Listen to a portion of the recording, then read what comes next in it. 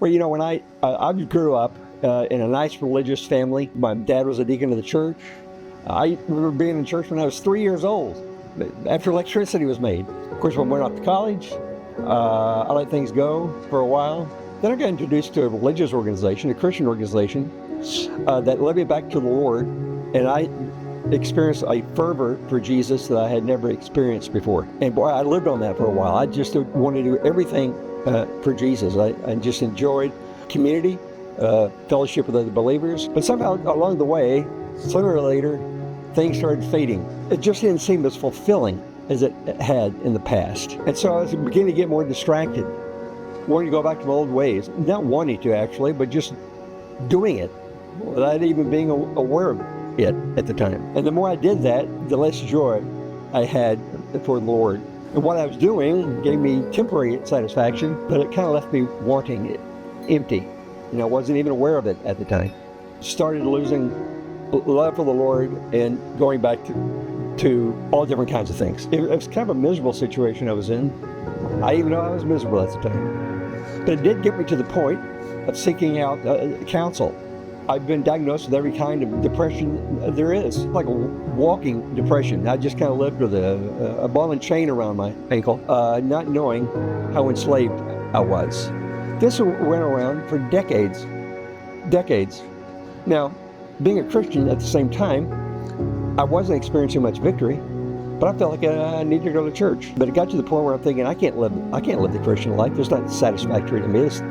It's not working, but I got something out of it, just not near enough. And what had happened, I think, for me, was that growing up and the way I grew up in the church environment, I understood what it meant to be saved.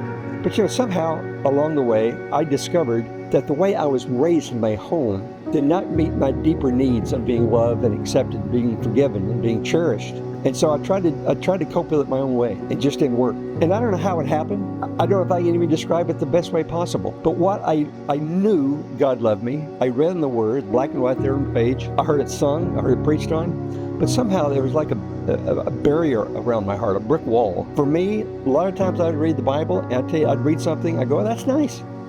But I knew at the same time, deep down, it didn't go where. It just stayed within my ears. It didn't seep down into my heart. I did not take in the personal aspect of who Jesus is. It just seemed to bounce off me. Did I know that? No. But that's exactly what happened. But somehow along the way, the Holy Spirit started softening my heart.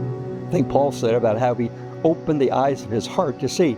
Yeah, I read that he knew me by name. I never really thought that he really would call me by name. I know that sounds kind of strange. When I read the parable of the prodigal son, I'd read it and go, oh, that's nice. That's about as far as it went. But somehow, when I got all this, and the Holy Spirit was talking to me and pointing me out to Zephaniah 3:17, I can imagine him in a great throng of assembly of believers in this great hall. I can imagine God being a foot too taller than everybody else. And I can imagine that he would be coming to me, and he would put his arms around me and sing about his joy for me. Exceedingly great for me. It touched my heart. You love me that much? That was what was transformational for me. What that did also for me is that I was able to compare that to what it was like before. My heart wasn't involved. It was just encased in cement. When the God starts opening up my heart, crack that open, he said, son, I love you. I died for you. If you're the only one, I would have died for you because I love you that much. Somehow those words, that's his spirit moved in my heart where I took it personally. And that's why it was transformational.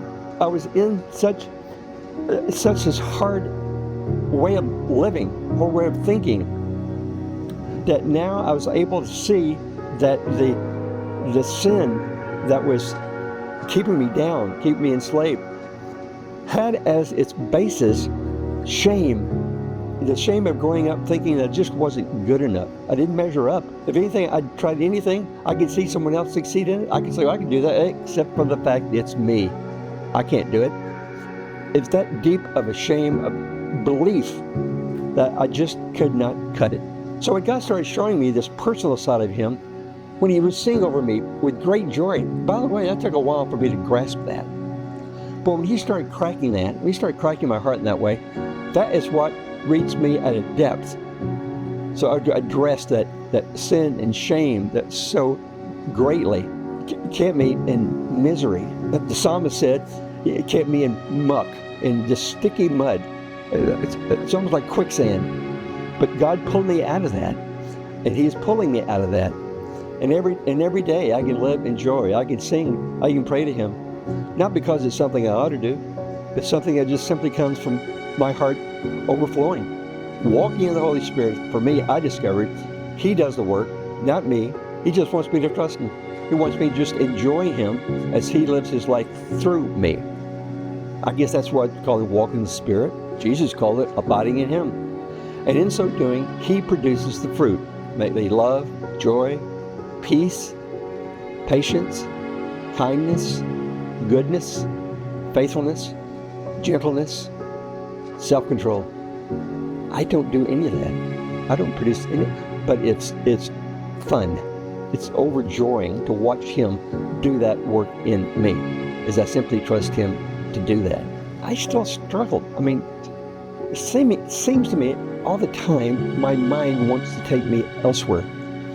I call it my flesh. It just wants to drag me down. Even when I'm experiencing Jesus like I am in my heart, my flesh still wants to act out, still wants to take me down. It's pretty cagey. The devil, their flesh, they're both very sly. They just very slowly can just take over to the point where you get to going, oh my gosh, how did I get this far? How did I forget what I was experiencing? What caused me to be tempted to go back the way things were? I mean, that's my experience, at least. So how do I do this? We can be transformed by the renewing of our minds. So it does take active, conscious effort on my part to choose to seek after Him, to turn my face toward Him at all times.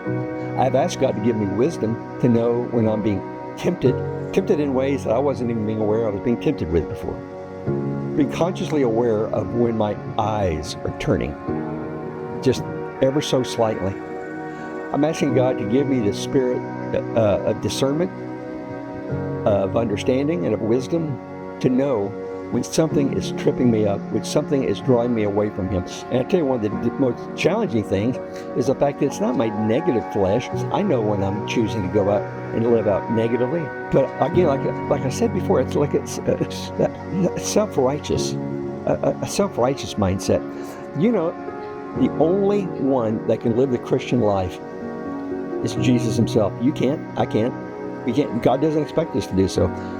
But the devil, or our flesh, somehow wants to believe that we can help God out by consciously working to do the things that in the right context are great things. You know, you could read the Bible all day long. You can memorize it, but it doesn't necessarily have an effect on your spiritual life. It may not affect your compassionate love for God. It's not an automatic. You can go to church 7 days a week. It may or may not help. In the right context, God can use these things, going to church, reading the Bible, memorizing, meditating on it, talking to others about them. And that would be something which should be very profound. That will build us up in the faith. On the other hand, if we do those things thinking that we need to do those things to get God's approval and acceptance, it's a detriment. Why? Because we're distracted in thinking that by doing these things, we get God's approval. We already have His approval. We have His righteousness. We have everything He's given to us. So to think that we could do something to gain His approval, actually it's an insult. It's an insult to God. We're saying, God, we need to help. We need to impress you, because otherwise you can't approve us. And God is saying, I've done everything to get your approval. I approve you wholeheartedly. But somehow my flesh continues to struggle on it. So what do? Well, how can any of us, I think, be transformed? It takes a conscious effort, understanding first and foremost that there's no good thing in us. Our flesh is just out there, going against everything. It's like poles of a magnet. It just doesn't work. But God has given me the Spirit, His Spirit. He's given me everything to live a godly life. The more I focus on Him and His fellowship and in the joy of His fellowship, He will then show me and give me the sensitivity of knowing what I need to do. For example, I love being with God. I just love just sitting around and thinking on Him, enjoying Him. Sometimes I'll play a song and sing. Sometimes I just want to memorize the words, so I'm driving down the road or going down the grocery aisle. I can just think on those scriptures. When I focus my attention on something which I feel like I ought to do, the attention's on me, and that's never going to work. But somehow the flesh is never convinced of that. Somehow we feel like we just need to do more, or less, and longer, and harder, as if that would give us a closer walk with God. And that's where the devil and our flesh wants us to be, because that keeps us hooked. It's like the mechanical rabbit in the dog race. You'll never catch it that way. But God has given us everything. That's where my focus is in, and not what I need to do or ought to do. The only thing I need to do and ought to do is enjoy Him. That's what I'm made to do anyway. As I do that, I'll let Him do the work. I'll let Him transform me. I'll let Him give me my heart's desire. May it be to go to the church more, read the Word more. Why? Not to get His approval, but get to know Him more. Get to know Him more, because the more I know Him, the more I know that He loves me deeper. And in so doing, when that happens, I love Him deeper. So where to go from here? Right now, just simply staying in Him, abiding in Him, and watch Him produce His fruit. It frees me from the shame. It frees me from sinful habits. It's freed me from relational breakdowns, from miseries. But the fun of it all is the fact that He has provided everything for me. You know, Him is righteousness. I don't have to work for His righteousness. He has given it to me. I am the righteousness of Christ. That's how God sees me. Now, if you're like me, that's hard to get my eyes around, my mind around that. But it's true. This is part, for me, growing up, is to accept in faith His goodness for me. And I know in my own flesh, I don't want it. My flesh does not want that. I don't know why. That's just the way it is. But my encouragement to you really is the same that I have for myself. Just stay in the Word. No, not stay in the Word. Stay in Jesus. Let Him do His work. And the more He does that, the more I enjoy Him, the more He transforms me into the image of Christ. And thank God it's not left up to me. Just trust Him. That's all I have right now. Hope you have a good day. Talk to you soon. Bye-bye.